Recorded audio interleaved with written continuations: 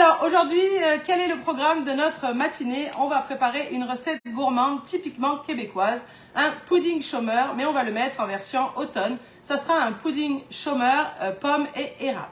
Donc on va lancer la recette, puis pendant la sauce érable, pendant la cuisson de la sauce érable, je vais vous montrer le pudding chômeur que j'ai fait d'avance et je vais vous raconter d'où ça vient, pourquoi, comment. Salut Jocelyn, salut Ghislaine, merci d'être là tout le monde, entrez. Salut Caroline en direct de l'Europe qui nous a quittés pour là-bas. Ça va, ça se passe bien Caroline? Salut Nathalie. Bon, donc un pudding chômeur, je vous raconterai les ingrédients de base initiaux. Mais là, aujourd'hui, on va commencer par préparer nos pommes qui vont aller au fond pour enrichir notre pudding chômeur. Donc ici, j'ai 500 g de pommes. On va parler des différentes sortes de pommes. Vous voyez que j'ai juste épluché puis coupé en gros morceaux. Je vais venir ajouter à peine un peu de cannelle, une demi-cuillerée à thé. Mais c'est pas obligatoire, mais c'est vraiment très très léger. Ça sentira pas la cannelle, ça sentira juste, tu sais, ce petit goût de pomme d'automne, c'est ça. Donc là, on referme. Ce qu'on veut, c'est hacher. Normalement, quand on hache, c'est 5 secondes vitesse 5. Mais là, c'est des pommes. Si je mets 5 secondes vitesse 5, je vais avoir des morceaux bien trop petits. C'est pas ça que je veux. Je veux avoir comme un concassé de pommes. Donc, je vais sélectionner le sens inverse, puis je vais y aller pour 4 à 5 secondes en vitesse 4.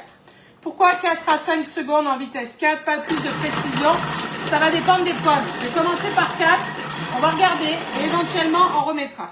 Je me suis rendue à 5 parce qu'il y a des pommes qui vont être plus dures que d'autres. Donc il vaut mieux mettre moins et rajouter une seconde. Et vous comprenez que le principe de la vitesse 4 et du sens inverse, ça va nous permettre d'avoir ce genre de choses. Donc vous voyez, j'ai des morceaux de pommes qui sont encore un peu gros. Donc je vais venir remettre 1 ou 2 secondes. Ça dépend toujours des pommes. Ce qu'il faut se rappeler, c'est le vitesse 4 et le sens inverse. Salut de Belgique. Allez. Donc on cherche à avoir comme un concassé de pommes, des gros morceaux, pas une purée. On peut faire un pudding chômeur format familial ou on peut faire un format individuel. C'est ça que nous allons préparer aujourd'hui. Donc là, vous voyez, c'était exactement ça que je voulais, des morceaux de pommes de ce genre-là. Donc là, je rabats pour que ce soit plus facile à récupérer. Je vais venir mettre ça là et pendant qu'on sera en train de faire la sauce érable, normalement on met directement dans son plat de service, mais je ne veux pas vous faire perdre de temps.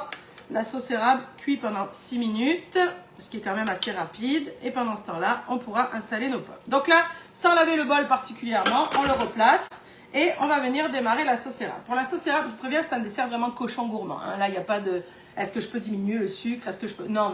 Tu en prendras moins, mais tu fais au complet. Sinon, ça ne caramélisera pas et ça ne marchera pas.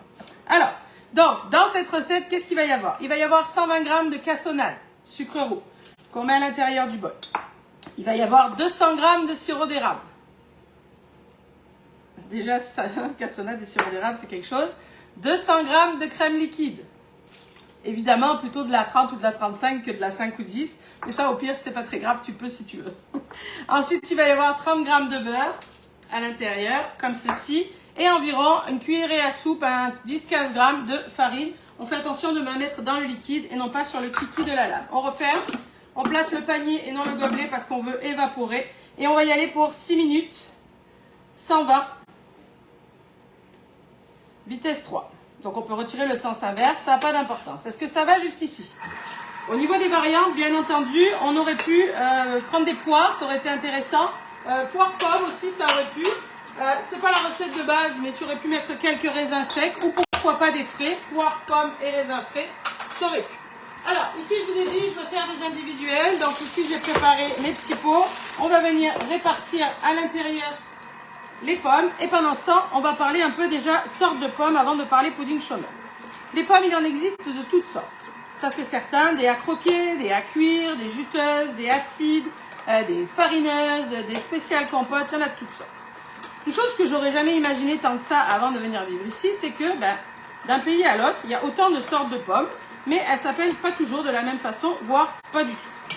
Alors vous avez sur fanelli.com un article de blog qui va vous reprendre les différentes sortes de pommes en fonction de vos pays pour savoir celles pour cuisiner ou celles pour croquer.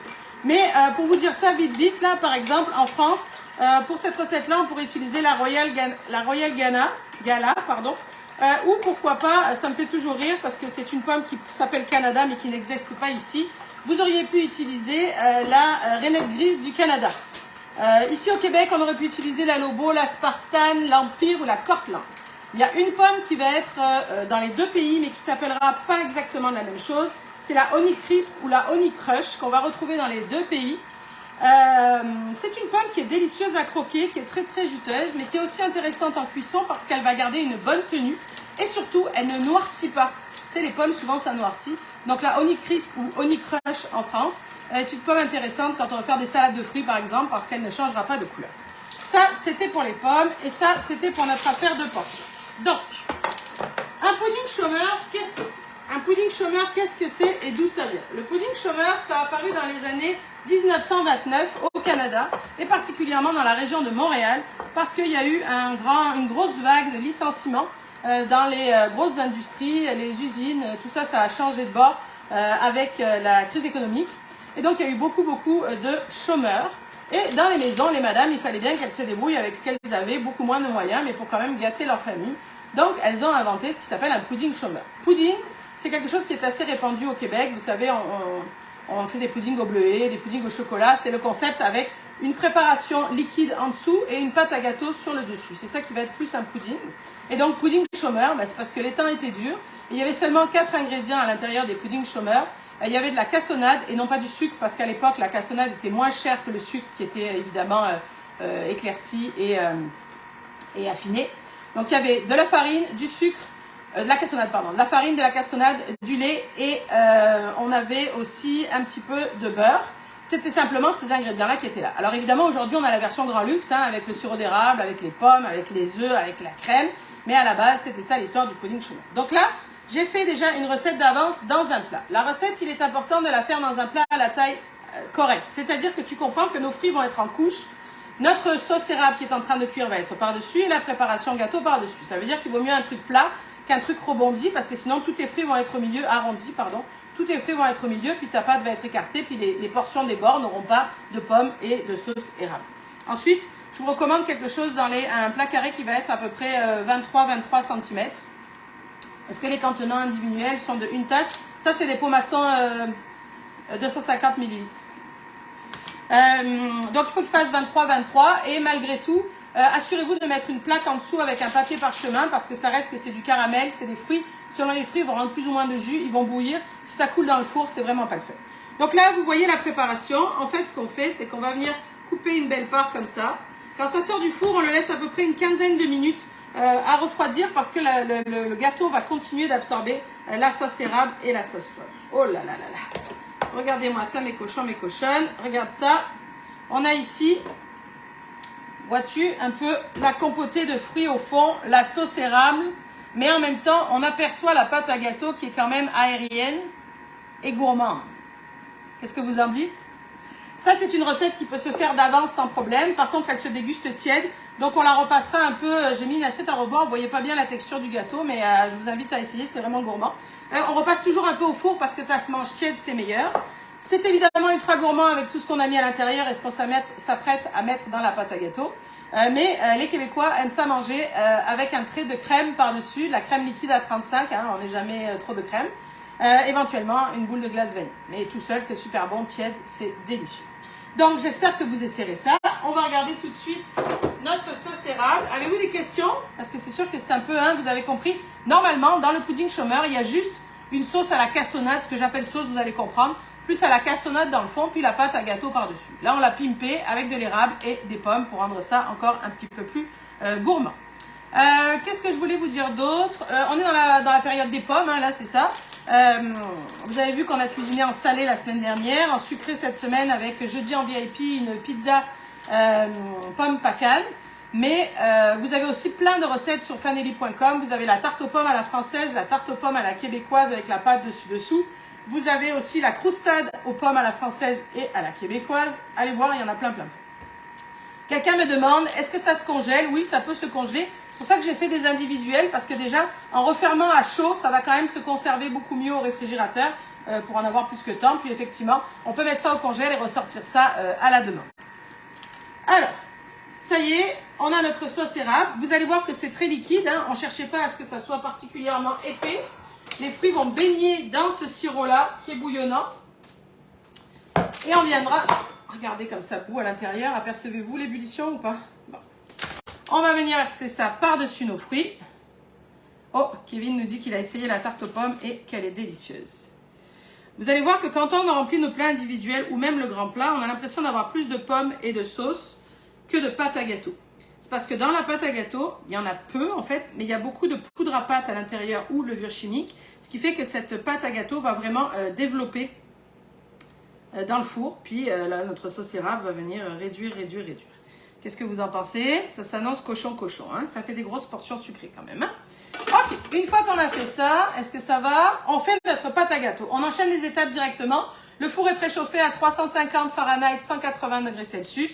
Vous baissez de 25 degrés Fahrenheit et 10 degrés Celsius si vous utilisez un four à convection ou chaleur tournante. Donc là, je m'en vais rajouter ma farine.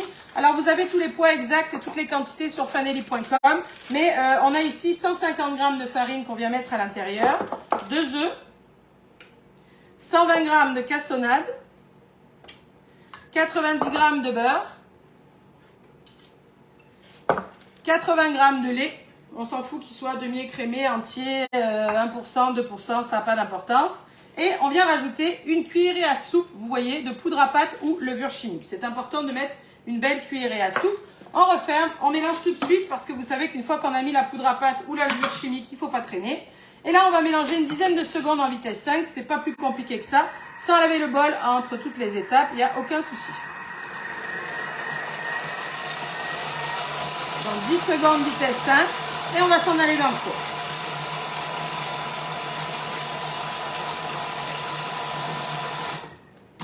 Allez, la recette de base, dans un plat, comme je vous ai montré tantôt, 23 par 23, ça va cuire 40 minutes à 350 Fahrenheit, 180 Celsius.